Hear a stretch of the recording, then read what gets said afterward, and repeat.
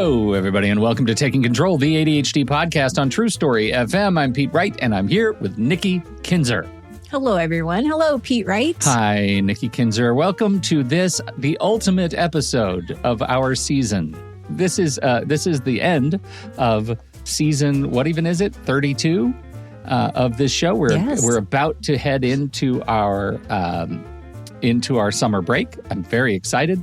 I will be jetting off to New York for a few weeks and sitting by the lake. Why do I have to go all the way to New York to sit by a lake when we have plenty of perfectly serviceable lakes here in Oregon? That's a great question that will have to be answered by the long arc of history. But this summer, I'm in New York. I can't wait to be there. You don't get any vacations because you've taken them all already. I've taken them already. But that's okay. That's right. I'll hold the fort down. Yes, you hold it down. Today we're wrapping up this season talking about how we notice progress without actually measuring that progress. And this is all you. I'm very excited to hear what you have to say about this. Before we dig into the show, don't forget, even though we're about to take some weeks off for our summer break, there's still time to go in and look into our Patreon community because they're going to be here the whole time.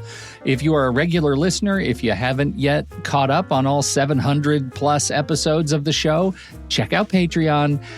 It is a fantastic way to get to know our community over the break, and you get all kinds of great benefits like ad-free access to every episode, access to the member-only channels in our Discord server, a seat in the live stream for our recordings of the show, where you get to ask questions to us and our guests as we record. Plus, we throw in special events along the way all the time. But honestly, the thing we hear most about the community isn't any of that. It's about the people themselves. This is a group of real people who have chosen to join this community and live out loud with their ADHD. They show up with each other in a way that is really special and hard to find. And so if you've ever wanted to be more than just a listener, this is where it happens. All you have to do is visit patreon.com/the ADHD podcast to learn more and join us. And if you're not ready for that, that's fine too. You can find us at takecontroladhd.com, connect with us on the socials, join us in the Discord on the free side, or sign up for the weekly email newsletter. We would love to have you wherever you land.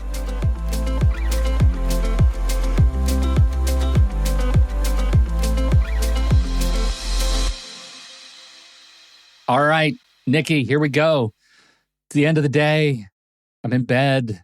My brain is fried, and it's doing that thing. It's doing that thing. It's doing the accounting of what I didn't accomplish during the day. Tell me, how do I notice my progress without measuring it?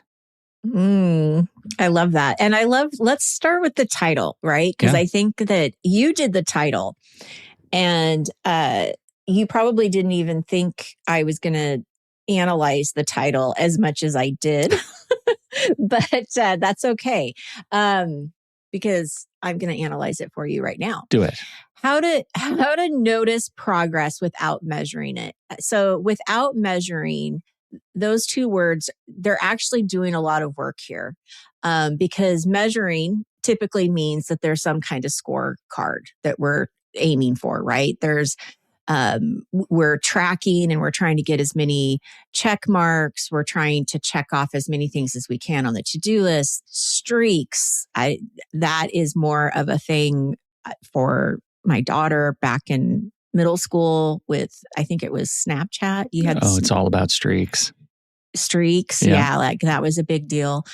But it's basically all the, did I do the things, and that scoreboard or that scorecard was really built for a brain that runs on importance and consistency and likes statistics and likes the facts. And I have to say, I do have clients who really do want to know how to measure their success. Like, that's important to them to figure out, like, are they at the status quo or are they above average? But the problem is that, it runs into so many issues. The title's real claim here, I think that we need to appreciate, is that we're noticing something. And that's the skill that replaces measuring it. We want to notice. We don't need to necessarily measure it. And, it's interesting because I know last week you were at the end of the show, you were like, oh, I hope that landed right. And I'm thinking, yeah, it landed perfectly to go into this show because last show was about not being broken. You're contextual. Where you are, what you're doing, how you're feeling all matters, right? In how what's going to get done. So this means that there's never been a fixed line that we can count on to measure yourself against yourself in the first place. Right. So measuring really fails by definition because it's not the same all the time. Yeah. Right? Yeah. And noticing is what works for a brain that shows up differently in every room. And I just love this. I love this idea. Let's notice instead of trying to measure it. It's so funny because I just reflecting on this against last week, it reminds me just how much I like to measure, but only in certain rooms. Do you know what I mean? Mm-hmm. Right? Carrying the metaphor. Sure. I'm on my fitness journey right now. I have been for a number of now over a year. And I am right now, I'm in a space where I'm really appreciating the scale because I like seeing progress. I'm tracking, mostly automated, right? It's a thing that's syncing to my whole setup. But that's one thing that Duolingo is so dumb. It's all about the streaks, and I do it every day, and I have over 1,000 days, and some days I just push the button and do the bare minimum, but that's all that matters because I feel like I'm just touching it, I'm visiting it, and some days I spend an hour going through a bunch of lessons, but that's one where I need that feedback. Those are the two rooms in my ADHD life that I appreciate the tracking hardcore. Every place else, it becomes an overwhelm.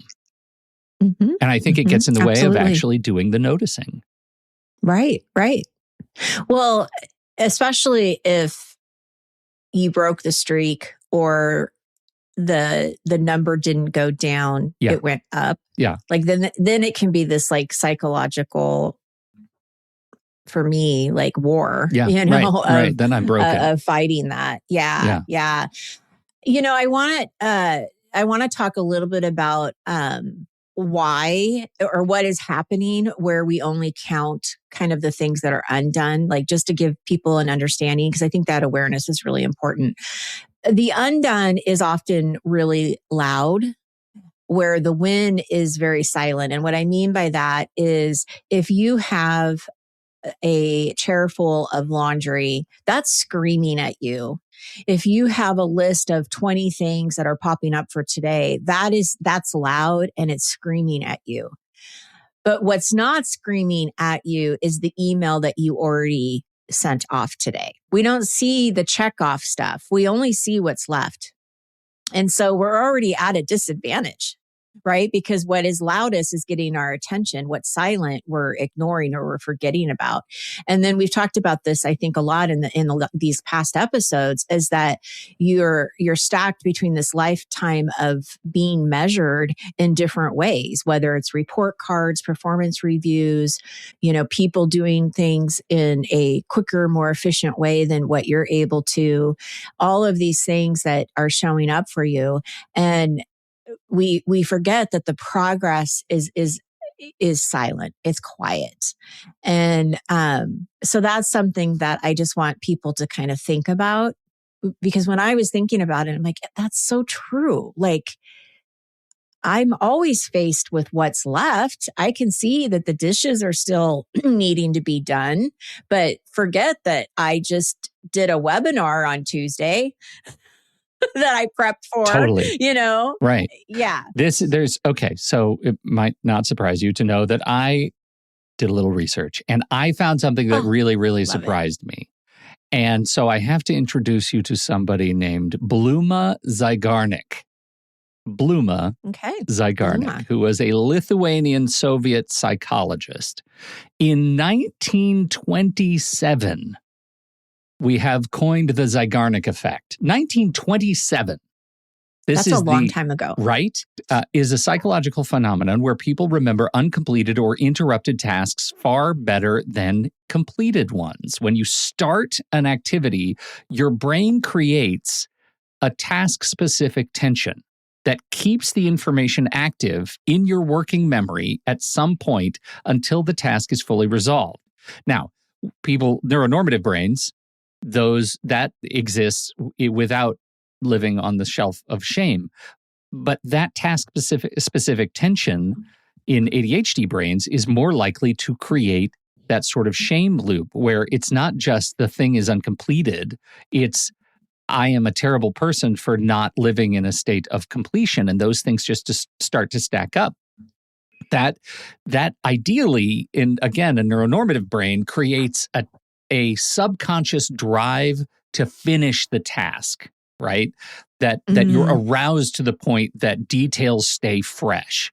But again, that is supplanted by the emotional resonance of not having completed the task and can sometimes get in the way of actually being able to turn the corner and complete the task. The examples that I found on looking up Zeigarnik effect was things like waiters, like professional servers, are notoriously able to remember complex orders perfectly, but forget them the moment the bill is paid. That's where that is super, super useful for people who are in that space. Interesting. Cliffhangers in books and TV shows and video games use this all the time because if you are super engaged in a cliffhanger, you'll remember what happened until the next episode 3 months from now or the next book in a year because it is complicated and emotionally wrought if it's done right and really powerful. It's a powerful signal that will live in your brain in this task-specific tension. I think the trick is when we're noticing is being able to remember that task-specific tension is a thing and how can we use it and not be buried under it. Ooh, I love that. How to use it and not be buried under it. Yeah. Bluma Zeigarnik. No, that was that. Now I toss it back to you. This is Dang, now your I thought turn. you were going to come up with more research and all. No, that was it. It was it was a sidebar to Bluma Zeigarnik, and I'm going to say it over and over again because it's the best name that I've heard today. It really is. Should be a superhero. Yeah. All right. Well, what does noticing actually look like? Let's talk about that. I see that somebody in our chat actually is he put down that noticing puts things into the category of a mindfulness practice. Mm-hmm. And I think that that's very true. And I think that's it. I think it's being present and being mindful of what's going right. And that's hard. That's so hard when you're so used to doing the opposite. But I think what we need to be realistic about is that it's quiet. The noticing is quiet and it's subtle. And I think that that's the key is that with ADHD, it's very easy to think of all or nothing terms. If I didn't get the whole thing done, then I failed. And so if we can just, have that little tiny shift of, I didn't get it all done, but this is a good but. I did this, this, and this, and this. And that's really great. And I'm really proud of myself. And, I can hang my hat on that, right? Like I can see that as being a success. So it's a subtle thing. And I think that like with my clients, where I see it is somebody who is self-compassionate to themselves. Like they're showing self-compassion where I didn't beat myself up when I didn't finish the task list, or I actually gave myself permission to let something go and I didn't feel guilty about it.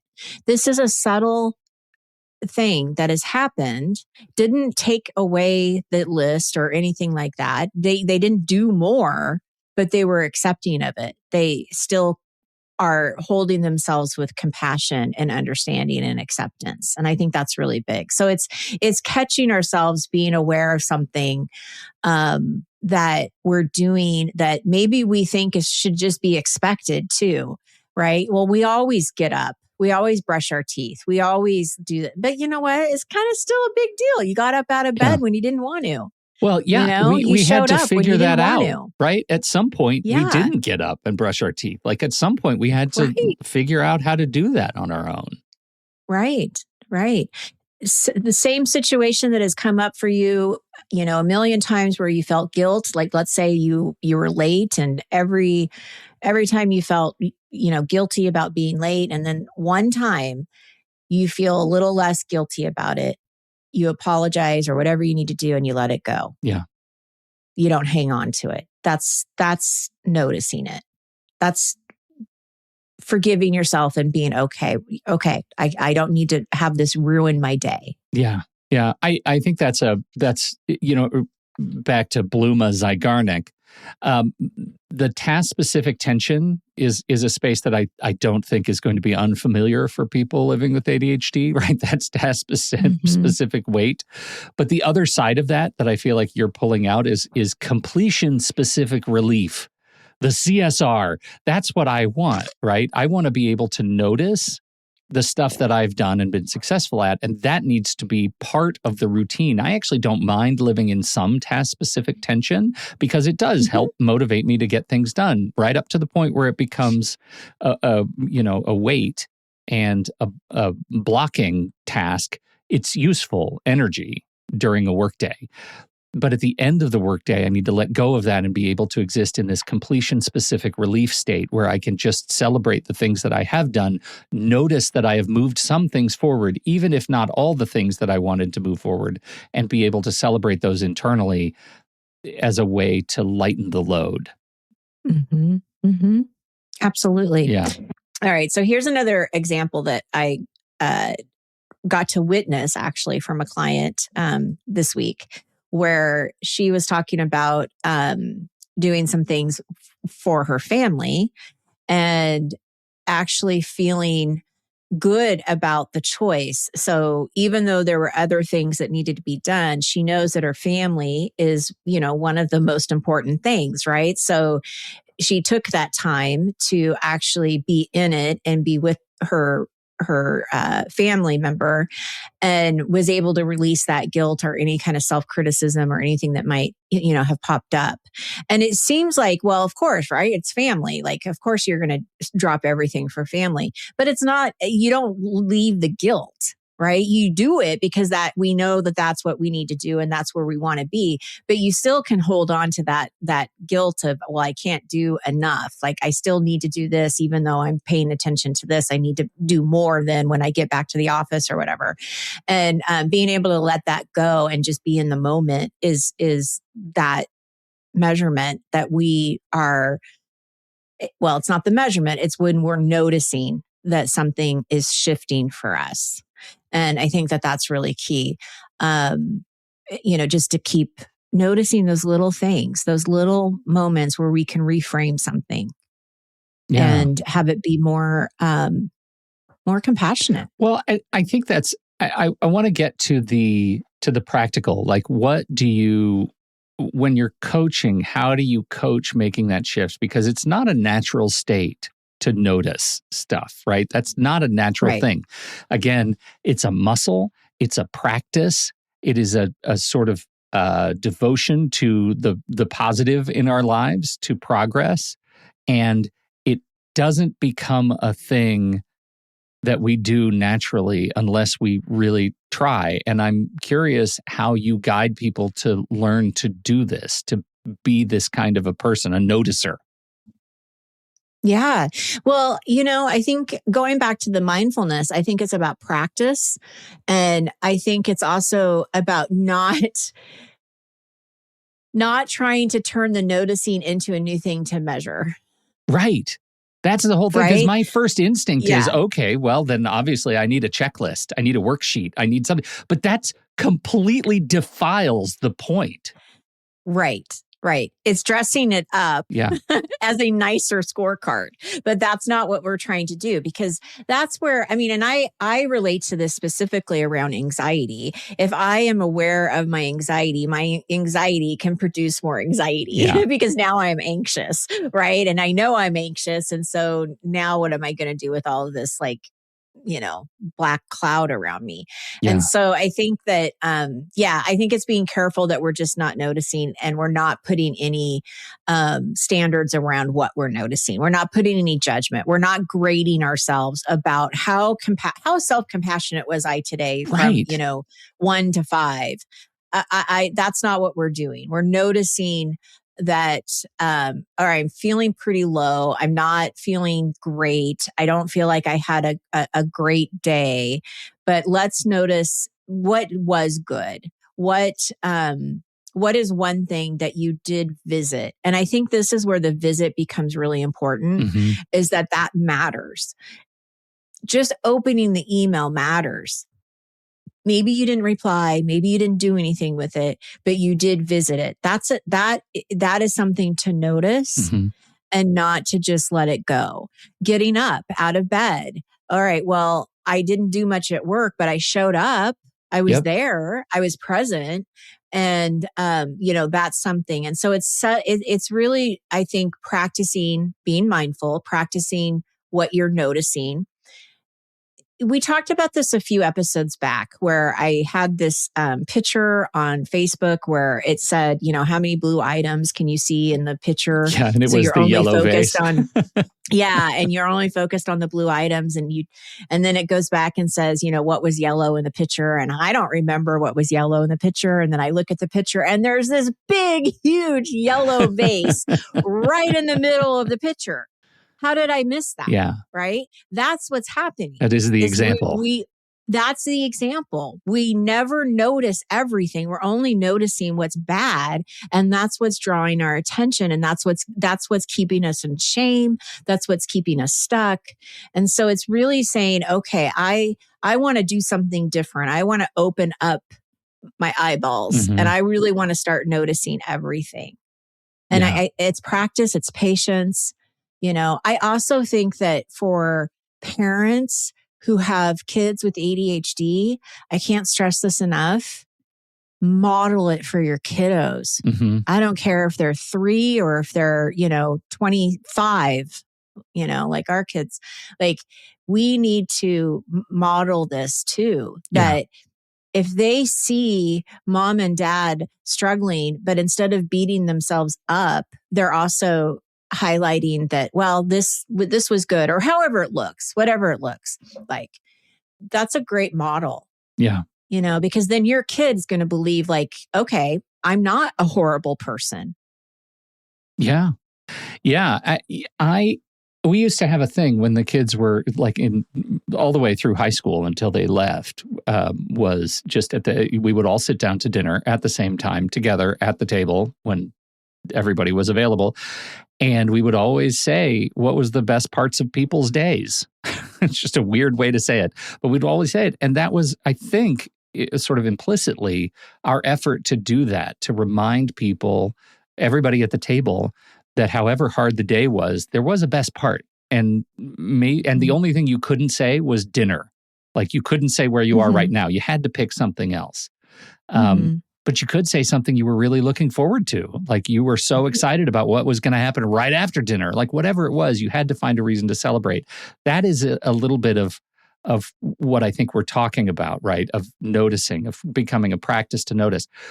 But I also know that there are people out there listening to this who are going to say, I'm not going to be able to remember to notice.